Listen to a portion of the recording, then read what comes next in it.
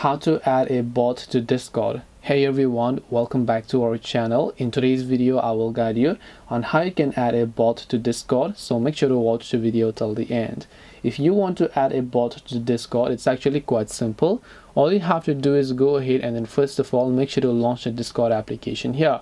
And let's say that there is a particular server that you own where you would like to add a bot. It's very simple. You can actually open your browser and go to this website known as top.gg. top.gg. I repeat, this is the website where you'll find millions and millions of Discord bots that are actually available. So when you go to top.gg, you have to make sure to select a bot that you would like to add. So let's say that I want to add a certain bot over here. You have to invite the bot into your server by tapping the invite button here, and once then you should be able to log into one of your Discord account and select a server on which you would like to add this bot to. Now if you're logged in, you have to select a server, of course.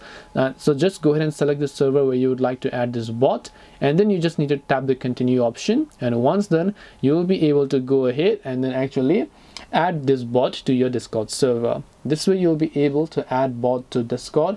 Hope this video is very helpful. If you have got any questions, then feel free to leave them down.